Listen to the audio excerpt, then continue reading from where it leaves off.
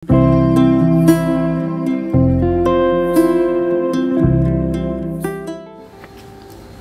Teens, jumpa kembali di acara Teens for Christ.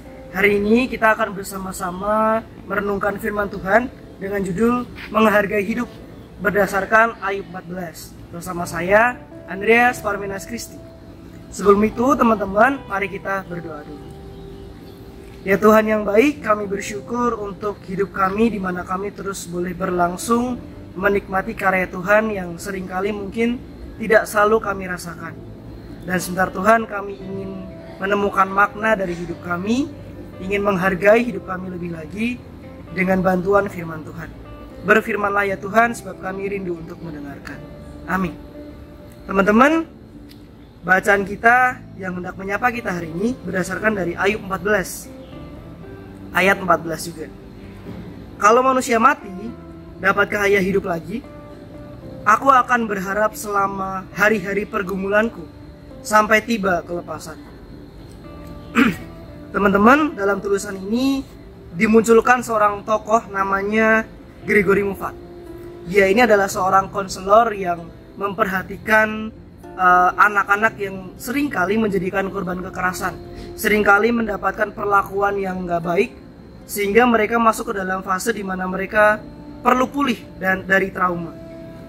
Si Muffat ini menggunakan banyak mainan gitu ya. Ada boneka, ada lempung, ada Lego, ada pasir-pasir yang berwarna, malam dan lain sebagainya, untuk media menolong para korban agar merasa lebih baik. Jadi anak-anak ini diajak oleh Muffat ini bermain, mencurahkan perasaannya, menghilangkan rasa penderitaan dari traumanya tanpa membongkar ingatan mereka tentang kejadian traumatis yang mereka alami. Muffat mengakui bahwa tidak mudah sebenarnya untuk memulihkan keadaan anak-anak yang mengalami kekerasan dan traumatis. Tetapi menurut dia, selalu ada harapan bagi mereka untuk pulih. Dia mengutip dalam tulisannya, jadi dia menceritakan pengalamannya mendampingi korban kekerasan yang anak-anak tadi itu, sambil mengutip ungkapan dari Cicero yang berbunyi demikian. Di mana ada kehidupan, di situ juga ada harapan. Artinya selama kita hidup, di situ juga masih ada harapan untuk pulih dari penderitaan. Nah teman-teman, disambungkan dengan bacaan kita tadi, masih dari kisahnya Ayub teman-teman. Di situ Ayub juga sedang menjalani masa hidup yang gak begitu mengenakan. Bahkan dia pengen mati. Dan di suatu ketika dia berefleksi bahwa dia tetap pengen mensyukuri dan menghargai hidupnya. Kenapa? Karena kalau dia nggak hidup, dia nggak punya kesempatan untuk harapan atau tidak punya kesempatan untuk pulih lagi kalau dia nggak hidup. Jadi dia bersyukur karena dia hidup. Menariknya adalah di dalam ketidakpuasan dia tentang hidupnya, di dalam penderitaannya yang pengen dia mati itu, dia masih bisa mensyukuri tentang hidupnya. Karena dia berpikir bahwa kalau dia tidak hidup, ya dia tidak bisa kemudian lanjutkan hidupnya untuk pulih. Tidak bisa melanjutkan hidupnya berproses bangkit dari keterpurukan traumatis ini.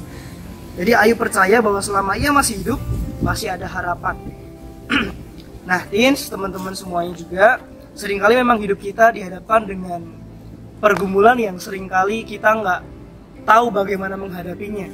Kita nggak tahu bagaimana cara keluarnya. Kita mendapatkan teman-teman yang menyebalkan, mungkin keluarga yang nggak selalu mengerti kita, terus kondisi-kondisi yang membuat kita ingin rasanya mengurung diri di kamar aja gitu ya. Tetapi kemudian kita diajak melalui firman ini, kita untuk bersyukur akan hidup kita. Kenapa? Karena ketika kita diajak Tuhan untuk terus melanjutkan hidup, kita dapat harapan di situ. Masih hidup artinya masih berlanjut, nggak berakhir gitu ya, nggak bersambung hidupnya. Tetapi masih berlanjut, artinya kita nggak akan berhenti dalam penderitaan itu. Kita nggak akan terus-terusan diem di dalam situasi yang nggak mengenakan. Tetapi masih ada harapan untuk kita bisa keluar dari situ ketika kita masih terus bergantung sama Tuhan. Oke teman-teman, kira-kira demikianlah apa yang mau disampaikan firman Tuhan kepada kita hari ini. Mari kita tutup dalam doa.